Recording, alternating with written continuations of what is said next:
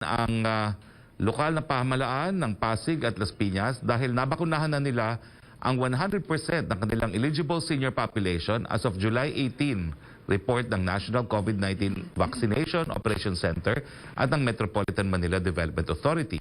Ang eligible senior population po ng Pasig ay nasa 45,158. Lahat ay nakatanggap na ng first dose. Ganon din sa Las Piñas, nasa 38,615 ng eligible senior population.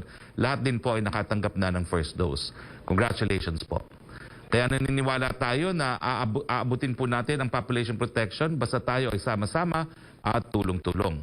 At patuloy nga na dumarami ang ating nababakunahan. As of July 18, 2021, lumampas na po ng 15 milyon or 15,096,261 ang total vaccines administered ayon sa National COVID-19 Vaccination Board. Nasa 4,708,073 ang nakakumpleto na ng 2 doses. Tara na po at magpa-schedule ng inyong pagbabakuna. Walang bayad po ang first dose at sa second dose. Kailangan natin ng dagdag proteksyon para sa ating sarili, sa ating pamilya at sa ating komunidad, maging bahagi ng solusyon. Pagdating naman po sa supply ng bakuna ay sunod-sunod po ang dating ng bakuna mula nung huli tayo nag-briefing, Biyernes, July 16, dumating ang unang shipment ng AstraZeneca vaccine na nasa 1,150,800 doses na binili ng local government units at pribadong sektor. Sa parehas na araw, July 16, dumating ang unang batch ng single-shot Johnson & Johnson vaccine na nasa 1,066,600 doses. Ito ay donasyon ng pamahalaan ng Estados Unidos sa pamamagitan ng COVAX facility. Sabado, July 17, dumating naman ang latest batch ng Sinovac vaccine na nasa 1,2 milyon doses na binili ng ating pamahalaan. Sa parehas na araw din, July 17, natanggap natin ang karagdagang 1,606,600 doses na Johnson & Johnson vaccine na donasyon ng Estados Unidos sa pamamagitan ng COVAX facility. Naasahan natin na sa Miyerkules, July 21, ay darating ang mahigit 1/2 milyon or 562,770 doses ng Pfizer na ating binili.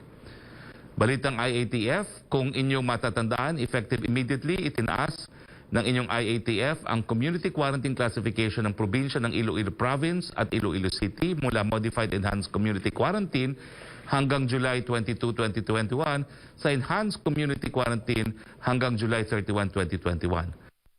Yan ang nangyari sa Cagayan de Oro mula sa naunang MECQ classification na hanggang July 31, 2021 effective immediately. Ang Cagayan de Oro ay nilagay sa ECQ hanggang July 31, 2021. Samantala ang syudad ng Hingog sa Misamis Oriental ay nilagay sa ECQ katapusan ng buwan. Makakasama man natin ngayon po, hindi lang po si DOH Yusek Maria Rosario Vergere, kundi pati po si Yusek Vega at si Dr. Audan para bigyan po ng karagdagang detalye. COVID-19 updates naman po tayo. Ito ang ranking ng Pilipinas sa mundo ayon sa John Hopkins. Number 23 po tayo pagdating sa total cases. Number 31 sa active cases. Number 131 po tayo pagdating sa cases per 100,000 population. At number 87 po pagdating sa case fatality rate na 1.8%. Sa Southeast Asia, nasa panlima po ang Pilipinas sa bilang ng active cases. Nasa 47,190 ang mga aktibong kaso as of July 18, 2021. Sa parehas na petsa, according sa World Meter COVID-19 data, unang Indonesia na mayroong 542,236 na mga aktibong kaso. Pangalawa ang Malaysia na may 124,593 na mga aktibong kaso. Pangatlo ang Thailand na mayroong 116,135 na mga kaso. Pang-apat ang Myanmar na mayroong 62,662 na mga kaso. Pagpatuloy po lang natin ang ginagawang mask, hugas, iwas at bakuna at yung ating prevention, detection, isolation at treatment. Bagong kaso, ito ay nasa 5,411 ayon sa July 18, 2021 datos ng DOH. Samantala, mataas pa rin po ang ating recovery rate na nasa 95.1%. Nasa 1,433,851 na po ang bilang ng mga gumaling. Samantalang malungkot naming binabalita na nasa 26,714 ang binuwian ng buhay. Nakikiramay po kami sa mga naulila. Nasa 1.77% po ang ating fatality rate. Ito naman po ang kalagayan ng ating mga ospital. Sa buong Pilipinas, 55% lamang po ang na-utilize na mga ICU beds. 46% po utilize ang ating isolation beds, 43% utilize ang ating ward beds, at 35% utilize ang ating ventilators. NCR, 42% lamang po ang utilize ICU beds natin, 39% utilize ang isolation beds, 33% utilize ang ating ward beds, at 33% din po utilize ang ating ventilators. Sa iba pang mga bagay, inaaprubahan ng Pangulo ang rekomendasyon ng Department of Education na ang pagbubukas ng klase para sa school year 2021-2022 ay sa September 13, 2021. Samantala, maaari nang magsimula ng mas maaga ang mga klase ang private schools at non-DepEd schools provided walang face-to-face classes at mga nasabing paaralan ay striktong magpapatupad ng distance learning modalities. Dito po nagtatapos ang ating presentasyon. Kasama po natin ngayon live in Davao City. Unang-una po si DOH Undersecretary and Treatment Sar Lipodo Vega, DOH Yusek Rosario Vergere by Zoom, Iloilo Governor Arthur Defensor by Zoom, and Cagayan de Oro Mayor Oscar Moreno by Zoom. Kasama rin po natin si Dr. Audan, siya po ang Director ng Southern Philippines Medical Center, ang pinakamalaking ospital dito po sa Southern Mindanao. Unahin ko na po muna si Yusek Vega. Yusek Vega, as treatment SAR, ano pong mga hakbang na ginagawa natin para paghandaan po itong nakapasok na Delta variant na sadyang mas nakakahawa at mas nakakamatay? Yusek Vega, the floor is yours. Thank you, Spokesperson, and good afternoon to all. Alam niyo itong COVID-19, lalo na pagpasok ng Delta variant, ito ay nagbigay ng big concern sa Department of Health at saka sa buong agency ng government. In fact, kung titingnan natin, since last year at saka yung surge of April this year, nagkaroon na kami ng mga lessons learned, kung ang treatment nito ng COVID at saka kung paano paghandain natin kung may surge itong taon na to. Ang tinitingnan po namin una ay talagang palaki ng kapasidad ng mga hospitals, lalong-lalong na sa mga level 3 hospitals, na magkaroon sila ng sapat na intensive care units at saka resources kagaya ng mga ventilators, high flow oxygen, and definitely yung mga medicines na pangangailangan talaga ng COVID-19 severe and critical patients. Ito po ay binigyan namin ng mga private at saka government hospitals ng isang contingency plan kung aakyat ang bilang ng number of cases natin ng COVID-19. So in totality ang pinapalakas namin ang staffing also ng aming staffing ng hospitals. Makasiguro kami ng mga deployment coming from other agencies, at pangalawa yung mga emergency hiring po namin sa Department of Health. At saka naghahanap na rin kami ng mga resources kagaya ng mga high flow oxygen machines na pwedeng maibigay namin sa mga areas na may high risk. Yun nga since 2 months ago, we have been deploying a lot of this equipment, lalong-lalo na sa mga provinces that would be in need of this machine, especially for the management of critical and severe cases. So yun, Spokesperson, we are now on the preparedness stage. We will soon move to a later stage if there is a surge, and that's going to be the response stage. And then finally, if ever na magkaroon talaga ng mataas na surge, kagaya ng April, then we move towards our plan of the surge situation. So maraming salamat po, Spokesperson. Maraming salamat, Undersecretary Vega, joining us live here in Davao. Puntahan naman po natin by Zoom, ang gobernador po ng probinsya ng Iloilo, Governor Defensor. Governor, ano po ang mga hakbang na pinapatupad nyo ngayon? Ngayong tayo po ay naghahanda sa nakapasok na bagong Delta variant. The floor is yours, Governor Arthur Defensor.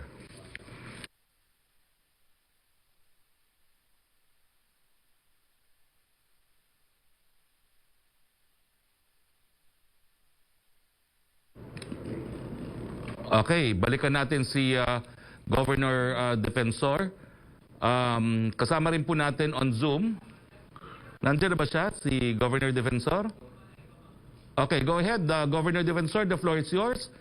Ano pong mahakbang na ginagawa ng probinsya ng Iloilo para paghandaan po at palakasin ang ating healthcare capacity ngayong alam natin na naririto na ang Delta variant sa ating bansa? The floor is yours, Governor Arthur Defensor. In line din po sa sinabi ni Yusik Vega, we are really trying our best so that we can have a healthcare system na sanay sa COVID-19 prevalence, sa surges, saka lalo na sa pagdating ng Delta variant. So ang una natin ginagawa talaga dito sa probinsya kasama yung Iloilo City and DOH is talagang to make a significant increase and concrete increase in the capacity of our tertiary hospitals, no, to attend to our severe and critical cases kasi naniniwala kami dito na kung maasikaso lang natin ang mas severe at critical cases natin at maiwasan natin ang severity at mortality, hindi ganong malaki ang problema natin, no? On the side, ang aming facilities like our provincial ligtas COVID-19 center dito, which is already DOH accredited, we have prepared it as a step-down facility and a holding area, no, sa mga pasyente natin na manggagaling sa hospital. And we are prepared to extend this to our establishment accommodations kung kailangan natin. So yan talaga ang pinagtutulungan namin dito na masanay namin yung healthcare system ng probinsya at ng syudad ng Iloilo para na maasikaso natin ang prevalence at saka yung surges natin, especially kung dumating man ang COVID-19. Again, ulitin ko yung kailangang pagtulungan namin lahat dito kasamang DOH, yung konkreto ba, yung konkretong adjustments, no, sa ating tertiary hospital capacity to take care of our severe and critical cases. And in terms of community quarantine measures, we are under ECQ and we are about to impose stricter measures so that we can reduce the circulation of people here in Panay and Region 6 kung baka sakali man may mga Delta variants na kami dito sa ibang probinsya. Papatayo ba ho kayo o magpapatayo ng mga temporary treatment and monitoring facility to free up yung mga espasyo sa mga tertiary hospital and to dedicate those rooms for the critically ill? Yes, ang sa tertiary hospitals natin, spokes, kasi ang first line of defense namin sa tulad ng probinsya like an LGU like the province na maraming levels, syempre yung development ng TTMF namin from the barangay to the municipal level. But of course, in terms of mild and moderate cases, and even sometimes severe cases, we have our district hospitals na dinedevelop talaga namin na pwedeng mag-asikaso rin natin ng mga COVID-19 patients. But ang ating third line of defense dyan, no, ang next line of defense insofar as the province is concerned, ay yung aming Provincial Ligtas COVID-19 Center, ay TTMF, which we have developed, that can serve as a step down and holding area.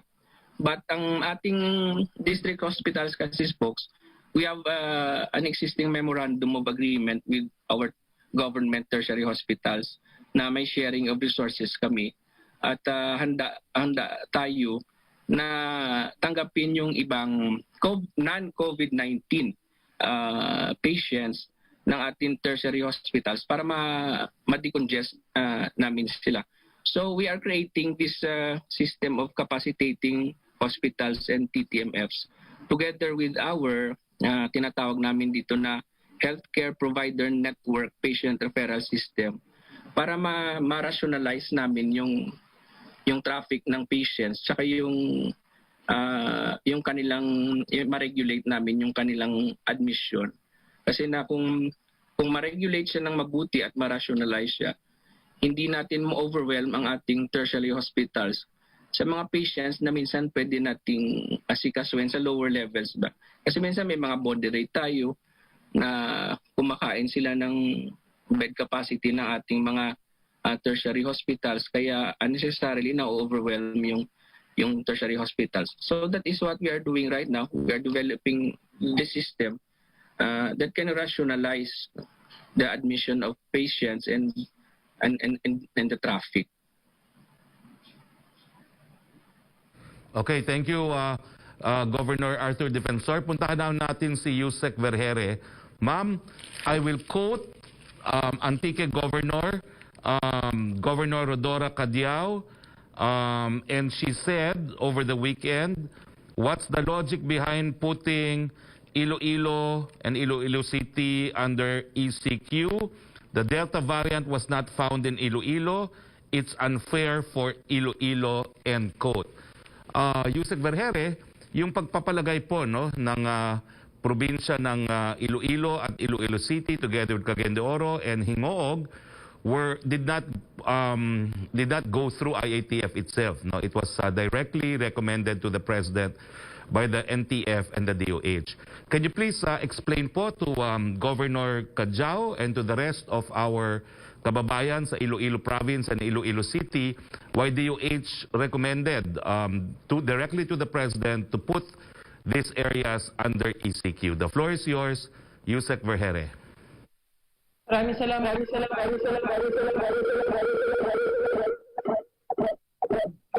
Po sa inyong lahat.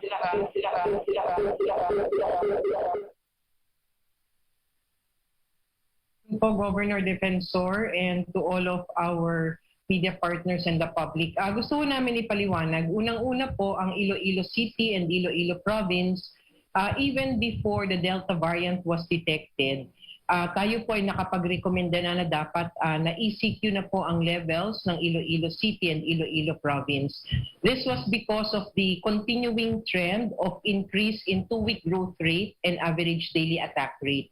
And these are the primary parameters of our IATF community quarantine classifications. Aside from that, their healthcare utilization rate and their ICU utilization remains to be at high risk and nearing critical risk. And we have implemented MECQ for the past 4 weeks already, but we have not seen an improvement in their parameters. Kaya po nung nag-usap ang Screening and Validation Committee, napag-usapan na baka dapat mag-ECQ na based on parameters, and then we got another information based on the sequencing result na lumabas po ang dami pong alpha and beta variants na na-identify sa Iloilo Province and Iloilo City. And this has led to the recommendation to IATF to have Iloilo City and Iloilo Province na mag-ECQ po. But because we have this process for appeals, ang ginawa po, nag-appeal po sila na sana babaan at i-de-escalate ng hindi ECQ ang kanilang classification. So when we discussed in our Screening and Validation Committee, napagkasunduan po ng mga miyembro ng ahensya na sinabi na okay, we can do MECQ, but they have to commit to improve their hospital capacity. Kasi nakikita po natin kulang pa yung kapasidad nila to manage the current number of cases. So it was resolved in IATF that they will be classified na MECQ pa rin po. But during the time that we were able to sequence, the sequencing results came out, nakita po natin na yung alpha and beta variants ay tumaas, no? At madami po tayo na-detect sa Iloilo City and Iloilo Province. And also, isa po sa pinag-usapan with the National Task Force Head, Secretary Duque, DILG po, at saka yung iba pa pong mga ahensya, na sinabi po na yun pong gateway for Antique, meron pong posibilidad na dumadaan sa Iloilo City or Iloilo Province. Kaya po with all of these considerations, yun po yung nai-recommenda natin so that we can better contain ito pong Delta variant na meron sa Region 6. Okay, thank you very much, Yusek Vergere. So, it was based on science po, no? At ito po ay yung base rin sa genome sequencing na yung dalawang nasa Antique na kaso ng Delta variant, hindi naman imposible, no? Na meron ding koneksyon sa Iloilo Province or City, bukod pa dun sa tumataas na mga iba pang variants dyan sa Iloilo City and Province. Now, okay, puntahan naman po natin ngayon, also by Zoom, Cagayan de Oro Mayor Oscar Morales na ang kanyang syudad po ay nasa ilalim pa rin po ng ECQ. Pero wala pa po ata si Mayor Oscar Oscar Moreno just to tell our viewers, nasa Cagayan de Oro po ngayon si Secretary Galvez, NTF Chief Implementer, Secretary Duque, Secretary of Health, at saka si Secretary Anyo together with Secretary Delfin Lorenzana. No? So habang wala pa po si Mayor Oscar Moreno, and we're hoping also that Secretary Galvez can possibly join us to give us the latest mga pangyayari dyan sa CDO. No? Tumuloy na muna tayo sa ating question and answer. Yusek Roque, go ahead please.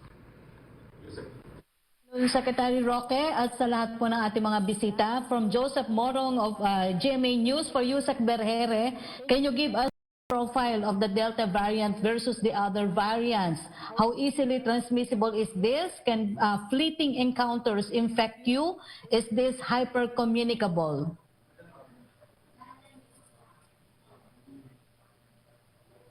Yes, Yusek Rocky. We just want to emphasize that this variant, the Delta variant, is highly transmissible at napakita na po ito sa mga experiences across the globe.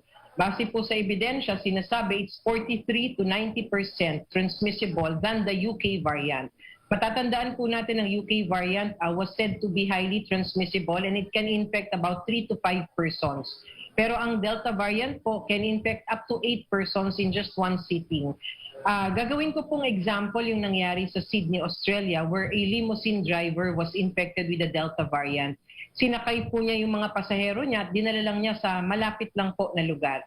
And with that instance po, madami na po siya na-infect. So meaning it's really highly transmissible, mabilis pong makapanghawa kapag may Delta variant, kaya kailangan po natin lahat mag-ingat. Opo. Ang second question po niya, given the limitation of our genomic surveillance, is it possible that the Delta variant has been spreading and we're not just able to detect it in the population? Well, the possibility is always there because as we have said, we do purposive sampling. Ang kung saan ang ginagawa po natin, nagsasample po tayo dun sa mga lugar na may mga matataas po ang kaso. So ito pong posibilidad na maaring hindi po natin nakita dun sa ibang lugar na hindi natin nakuha na ng sample. Pero kailangan lang po matandaan ng ating mga kababayan na kung ano man po ang ginagawa nating safety protocols before, let us just try to implement that. Let us assume na kung sakali may transmission na ganyan, ay mapoprotektahan po tayo kung sakaling tayo ay susunod sa protocols and get yourselves vaccinated. Opo. For Secretary Roque and Yusek Berhere din po, will there be tightening in our protocols given the threat of the Delta variant? Similar question po with Caroline Bongkin ng CNN Philippines. Yusek Berhere. Yes, ma'am. No? So ngayon po pinag-uusapan yan. Kung mapapansin nyo, nung na-detect po yung variant na Delta dito nung Biyernes, tayo po ay nakipagpulong na ng mga emergency conferences with our local government officials, local health officials para po makausap natin sila at maiparating sa kanila kung anong dapat restrictions sa meron. Tinignan ho natin ang mga datos at nakita natin na yung mga currently nilagay natin sa ECQ have this increase in the number of cases. So we needed to escalate the restrictions. Ngayon dito naman po sa City of Manila, with the analysis of their data at nakipag-usap po tayo kay Mayor Isko, nakita natin yung mga kaso nila manageable, nakita natin effective naman po yung ginagawang PDITR, so we guide. Sabi natin, mag-granular lockdown ka muna, but every day we will be assessing kung kailangan natin i-escalate ang restrictions. So for now, tinitignan ho, makikipag-usap tayo mamaya sa mga eksperto kung ano pa ho yung iba pa hong precautionary measures na kailangan nating gawin for us to contain the spread of this variant. Opo. Secretary Roque? Siguro po, dadagdag ko lang na we are aiming to promote total health. No? Alam po natin na there is a necessity na ilimitahan ang pagkalat ng COVID-19. Pero at the same time, ayaw rin nating tumaas ang hanay ng mga nagugutom dahil sa lockdown. Kaya nga po, gaya ng sinabi ni Yusek Berhere, ang ating strategiya hanggat maaari, we will have localized granular lockdowns nang sa ganon ay makapagpatuloy na makapaghanap buhay ang ating mga kababayan. Ang panawagan po ng Presidente, mask, hugas, iwas, at kung po pwede na po, magpabakuna na po. Opo. From Michael Deliso ng ABS-CBN, Yusek Berhere, kumusta daw pong update sa intensified contact tracing sa mga nagpositibo sa Delta variant? Yes, Yusek Rafi, no, kanina lang po narinig natin si Mayor Isko nagbibigay na ng update. They were able to identify about 36 individuals already who came in contact with the 3 positive individuals with Delta variant in the city of Manila. Kinakala pa rin po natin ang iba pa hong mga contact tracing results sa iba't ibang lugar. Ngunit masasabi po natin na mukhang nag-work na because we were able to identify doon po sa ating mga local cases na meron na hong aktibo pa rin at na-test na po natin sila and we were able to quarantine them already. Opo. From Caroline Bongki ng CNN Philippines for Yusek Vergere, ano na po ang ginagawa sa pagpapalakas ng genome sequencing? Yes po, no? So katulad ng lagi namin sinasabi, we are trying as much as possible to expand our capacity. So yung kapasidad po natin ngayon is 750 runs or samples na natitest natin per week. Pag dumating na po yung mga extraction machines na binili ng Philippine Genome Center, madodoble na po ang kapasidad natin to 1,500 per week. Also, we are expanding through our sub-national laboratories to increase their capacity so that they can also do genome sequencing.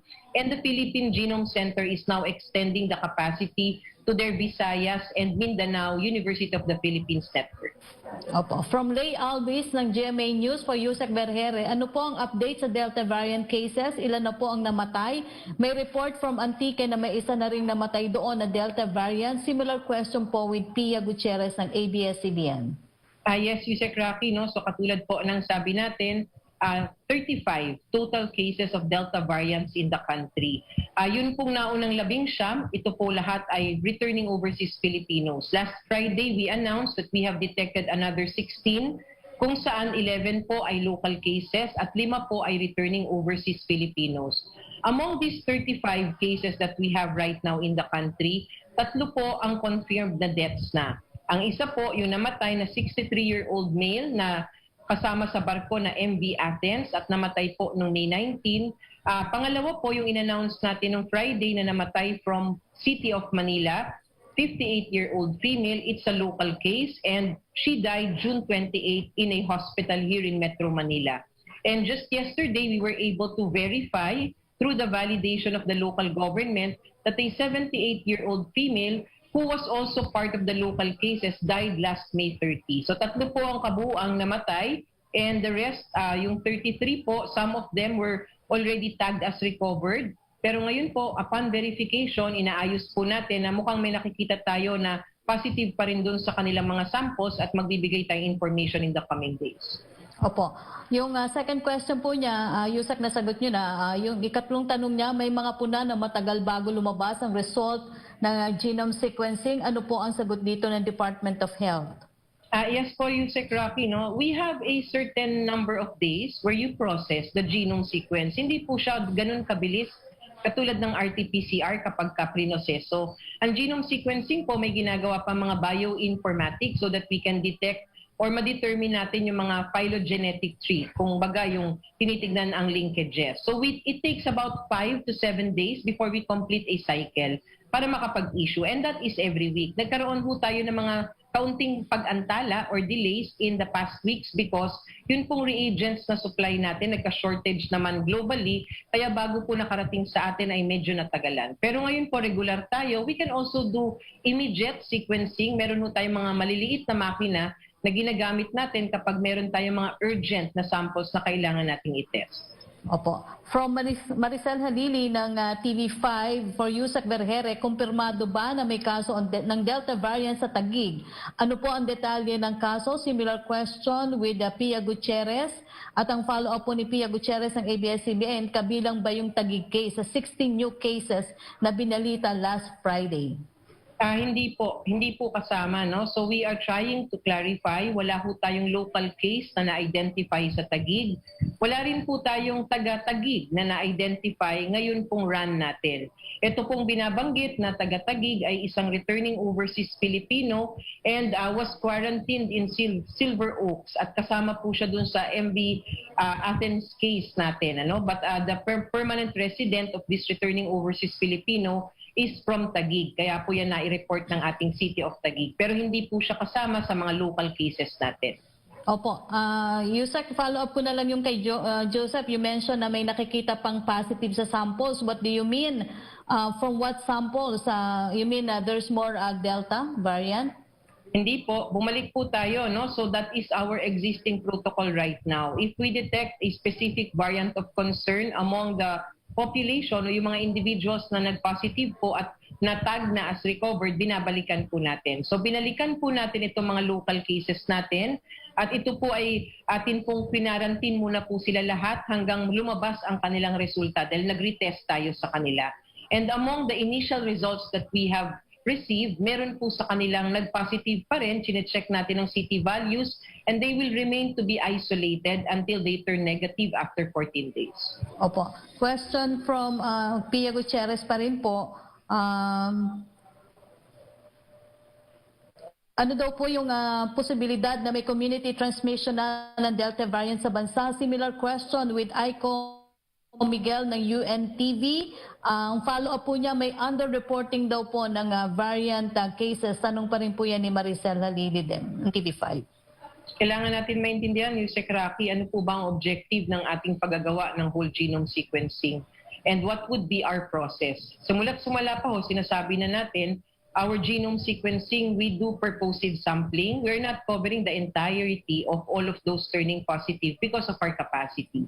So kapag yan ang ating objective, we cannot say that we are underreporting because the samples that are purposively collected ay nakokolekta po at natetest natin. Pero nandyan po tayo, we recognize that fact na talagang kailangan mag-expand po tayo para mas matest pa po natin yung iba pa natin mga kababayan na nagpo-positibo. So what we can say right now would be we are trying to expand pero kailangan ng ating mga kababayan cautious tayo. So let us assume that there is this transmission so that we will get more protected, we will be more cautious at mas mag-comply po tayo sa protocols kasi highly transmissible po talaga ang sakit na ito. Opo. From Pia Gutierrez ng ABS-CBN, the DOH says it will recommend to the IATF to reconsider allowing children ages 5 and above outside due to the Delta variant. Ano po ang tingin ng IATF dito? Will the IATF recall its order soon? Same question po yan ni Ivan Mayrina ng GMA News. Gusto ko lang hong klaruhin, Yusek Roque, we have not recommended that yet to the IATF. What I said a while ago in one of my interviews, we have a meeting with our experts this afternoon so that we can determine if we are going to continue allowing our children or we will recommend that this be temporarily be suspended. Pero wala pa ho tayong nairerekomenda, pag-uusapan ng mga eksperto mamaya at magre-rekomenda pa lang tayo kung sakali. Opo. From Laila Salaveria ng Inquirer, given the possible community spread of the Delta variant, will the government restore restriction it earlier lifted? How likely is this? Or will it wait to see if there will be higher daily cases before reimposing restrictions? Similar question with Pia Gutierrez of ABS-CBN. Yes, all of our actions right now is precautionary. We would like to anticipate, we would like to be one step ahead kung ano-ano man po ang mangyayari. Kaya po araw-araw, titignan natin ang ating mga datos, titignan po natin kung kailangan na natin mag-escalate agad. Hindi po tayo mag-wait and see, but we will enforce stricter measures. Kung hindi man natin ma-escalate ang ating mga community quarantine restrictions, we have guided already our local governments that they should do granular lockdowns.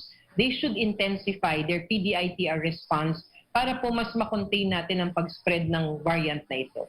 Opo. For Secretary Roque, a question from Laila Salaveria. What specific directives, if any, has the President given after the detection of local cases of the Delta variant? Will this reduce the number of his activities outside the palace, especially since there are concerns that vaccines have become less effective versus the Delta variant? Similar question with Pia Gutierrez of ABS.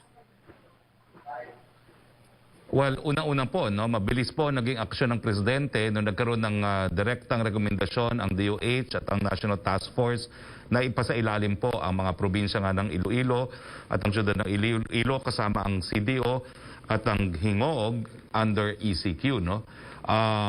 Ang Presidente naman po ay nagre-rely sa mga expert opinion ng mga dalubhasa na taga-DOH at mga taga-NTF. No? And will not hesitate, in fact, to increase yung community quarantines if there are grounds to do so. At napakita na po niya yan. Ang hinihingi lang po ng mga presidente, ng ating presidente, ay lalong-lalo na sa mga lokal na pamahalaan, ay ang kanilang kooperasyon. Hindi naman po tayo mag-i-impose ng ECQ kung wala pong dahilan. Alam po natin mahirap ang ECQ, pero pinagdaanan po yan ng NCR Plus 8. Isang bagay na hindi naman po pinagdaanan until now ng mga probinsya na nadideklara sa ECQ. Mas matagal po yung naging ECQ at MECQ dito po sa NCR Plus 8. But when we have to resort to it under the goal of promoting total health, hindi po nag-aatubili ang ating presidente. Na kung makakaapekto po ito sa mga ikot ng ating presidente, sa mula naman po, limitado na ngayon talaga ang limit ng ating presidente, ang movement ng ating presidente, pero siguro po ay depende rin niya kung saan pupunta po ang ating presidente at kung ano yung kahalagahan ng mga affairs na pupuntahan niya. Pero ngayon naman po, ay consistent naman po ang pattern of movement ng presidente unless merong extraordinary affair, nasa Malago po siya o nandito sa siyudad ng Davao. Opo, a question from Joe Montemayor po ng Malaya.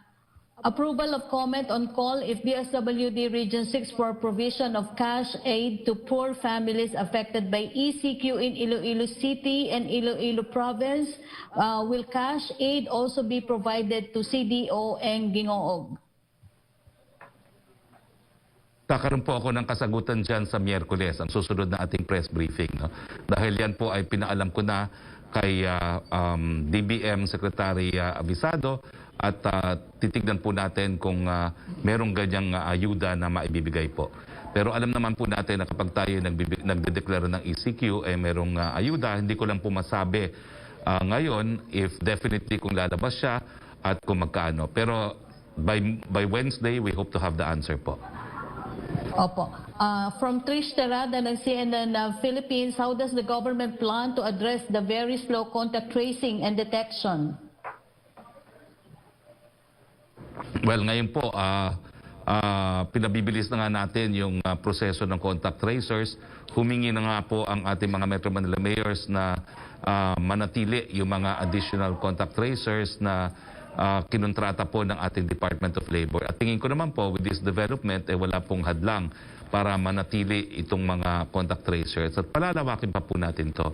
At at the same time, yung iba't ibang mga LG po ay nag-i-interconnect na sa kanila ng mga programs at patuloy pa rin po yung ninanais natin na yung Stay Safe Philippines ay magiging central automated data bank para sa ating mga COVID cases.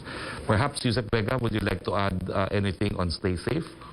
Tama ka yan, Sakari. Isang contact tracing talaga, very vital to sa pag-surveillance at saka tracing ng ating mga index cases. Ngayon sa DILG, tinuloy po nila yung mga number of manual contact tracers sa local government units. Ito yung isang tracing na hanggang sa second, even to the third degree. In fact, dito nga sa Delta variant, kailangan sa contact tracing aabot sa third degree, para makita talaga natin kung sino ang involved at saka ma-isolate at quarantine. At saka pinaigi na rin yung Stay Safe na mga local government units at saka ang DICT right now is in top of making sure na yung integration of all LGU applications can easily sync. Opo. For Secretary Roque, Yes, tanong pa please. rin Next po question, please. Tanong pa rin po ni Laila Salaveria sa inyo. President is immune from suit when it's not mentioned in the Constitution or jurisprudence. Similar question from with Lanesca Panti. Let's just say perhaps this is an opportunity to provoke jurisprudence. Yes, Secretary. From Tina Mendez ng Philippine Star for Secretary Roque, can you please comment on the call of Watchdog Contra Daya for the COMELEC to investigate into reports of politicization of the ongoing COVID-19 vaccination program? Contra Daya convenor Danilo Arau said the COMELEC should look into the underhanded ways of politicians to promote themselves, saying this is clearly a case of premature campaigning. COMELEC should not be too technical and legalistic in refusing to do something about it. Well, wala pong jurisdiction ng COMELEC unless campaign period na, no? So, hindi ko po alam kung gusto gawin ng COMELEC yan, pero gustuhin man nila o hindi. Ang pagkakaalam ko sa batas, pag hindi pa campaign period, wala pang jurisdiction ng COMELEC to implement our election laws. Wala pa rin po naghahain ng kahit anong certificate of candidacy. So, I think the statement po is bereft of merit. Opo, ang follow-up po niya, does Secretary Roque feel alluded to? Certainly not po. I am spokesperson not just for the President but also for IATF, and I consider my role as a spokesperson to be very crucial in promoting vaccine confidence. Opo. From Edith Caduaya of Newsline .ph based in Davao for Yusek Vega po, may question po are about the patient. Ang question daw po niya is about the patient who was admitted and operated with a negative RT-PCR test, but 15 days after confinement at the patient tested positive of COVID-19. What is the hospital protocol for this? Thank you, Yusek Roque. Alam mo, yung mga kasong dito, ito yung tinatawag nilang nosocomial infections.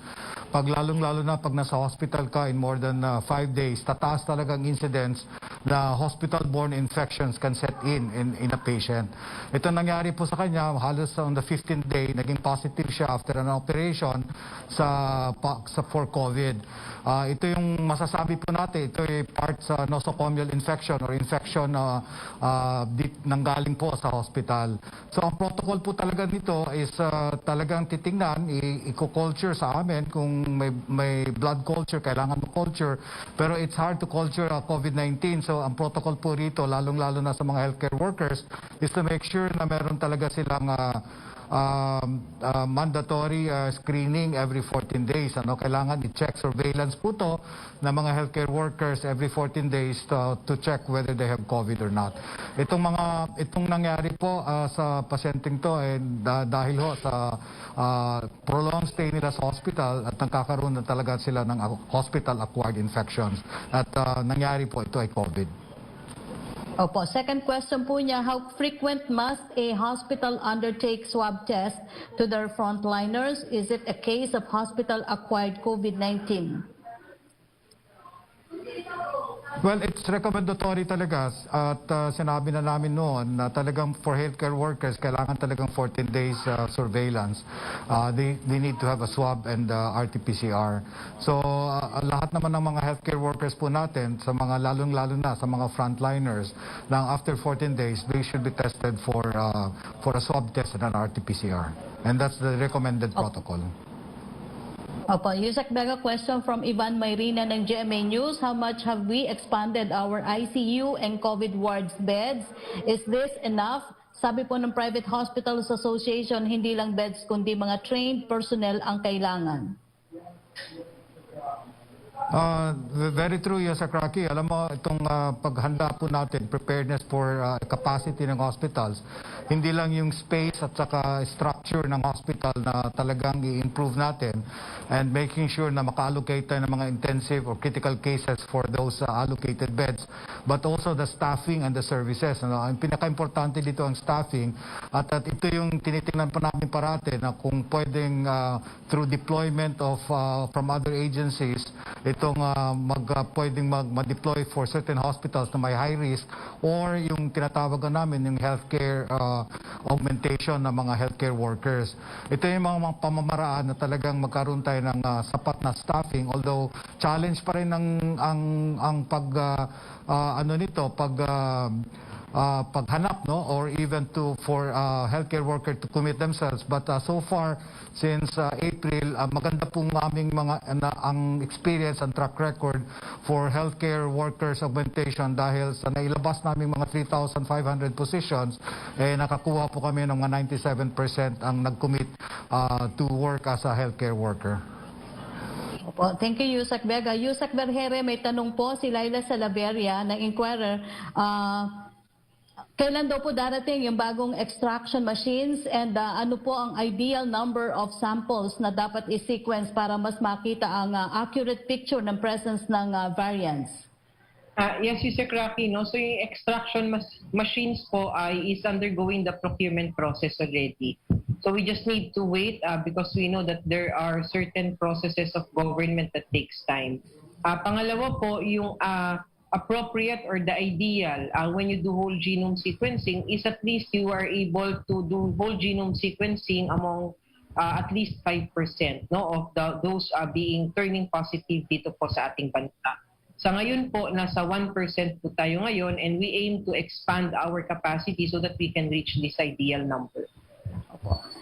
For Secretary Roque, from Buena Bernal ng CNN Channel News Asia, as President Rodrigo Duterte enters his final year in office, analysis said the single most enduring program of the Duterte administration with the consequences that will outlive his term is his war on drugs, which has left a death toll far higher than the killings of dissidents during martial law. They said the admin will be remembered for its human rights violations more than any other thing. May we ask the palace for a comment on this assessment? On the contrary po, no, dun sa interview ni Ana Tabunda ng Pulse Asia kay Pia, our Pia, no, in Rappler, sinabi po ni Dr. Tabunda na mukhang itong war on drugs po is a promise fulfilled by the President to the Filipino people. No? And because of this, ito ata ang dahilan kung bakit kahit anong pinupukol kay Presidente, hindi po bumababa ang trust at saka ang satisfaction rating ng Presidente.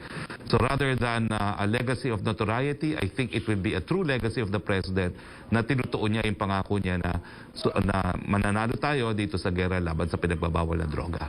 And the Filipino people, according to Pulse Asia, apparently agrees.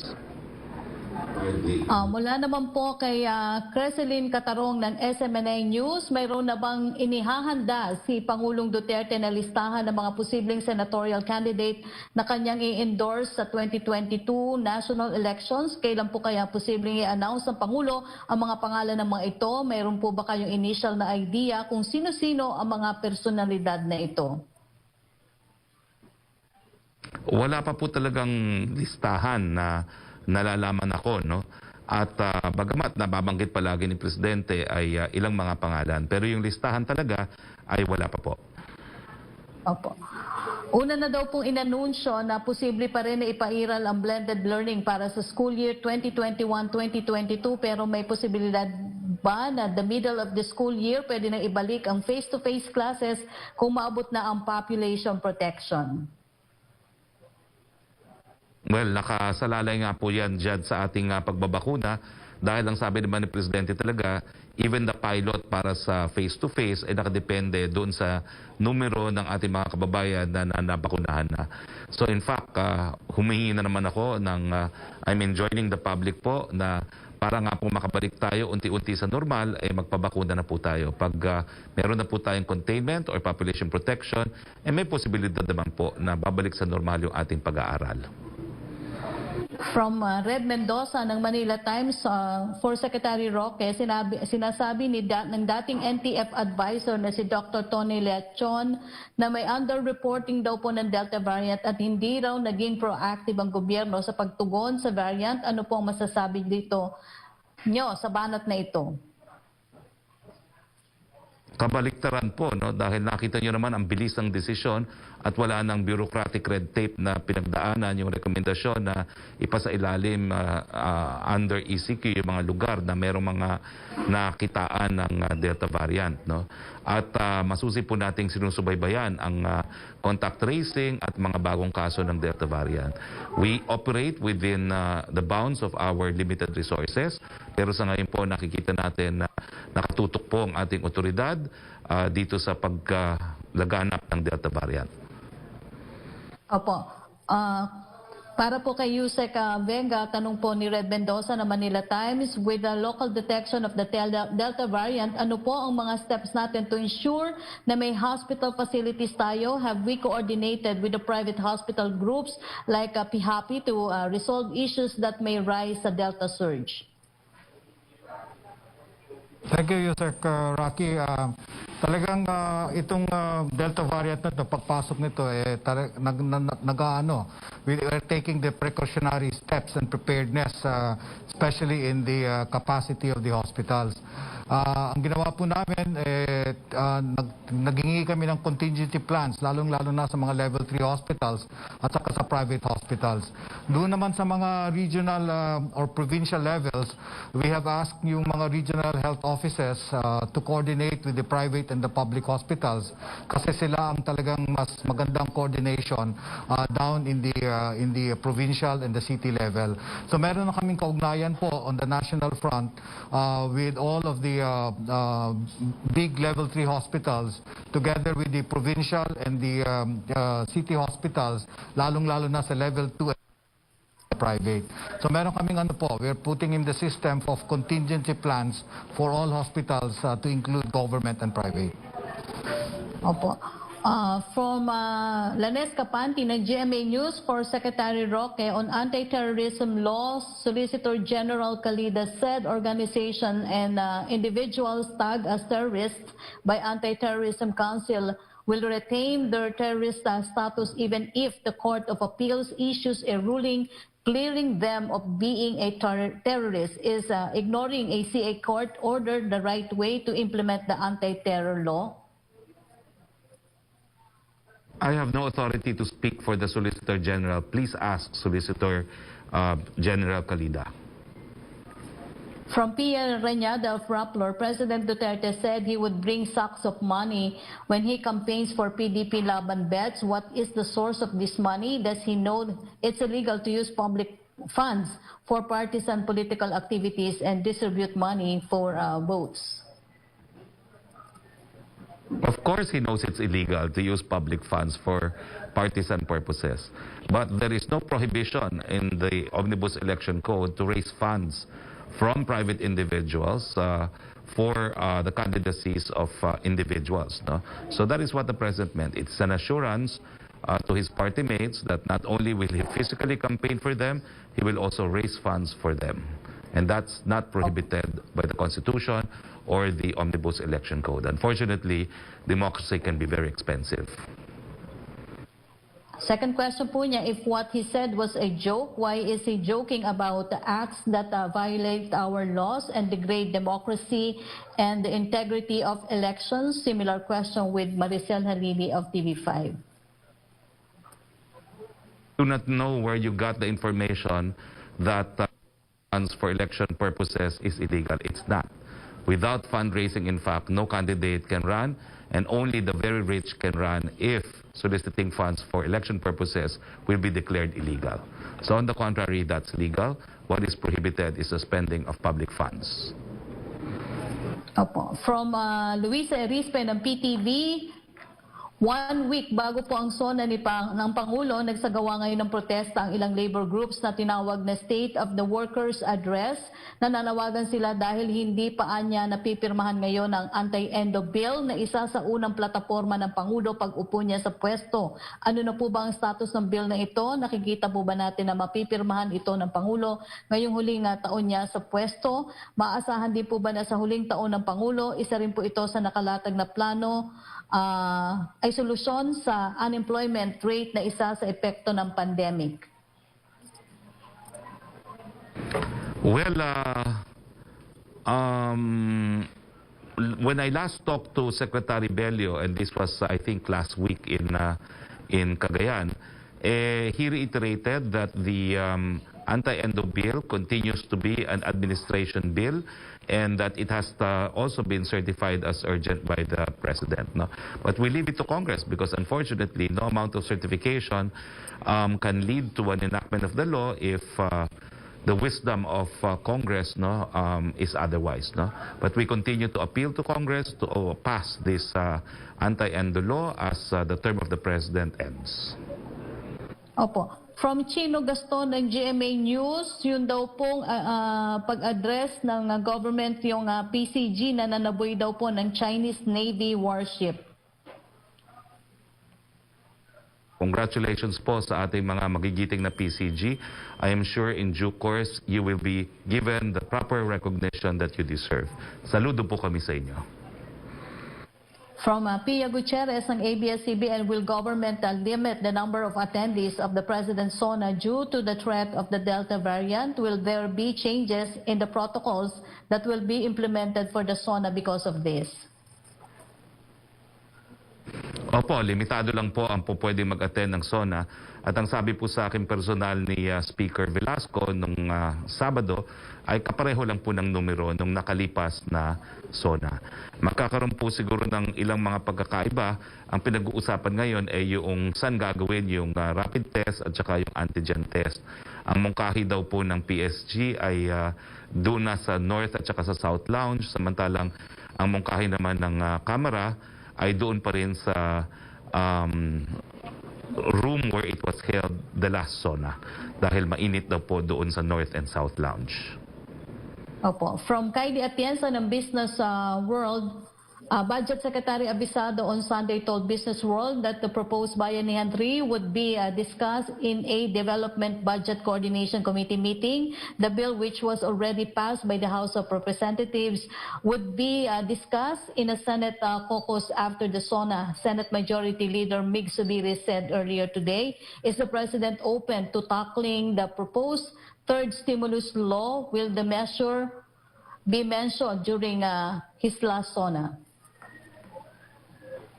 Well, gaya po sinabi ni Secretary Abisado, pag-uusapan po yan.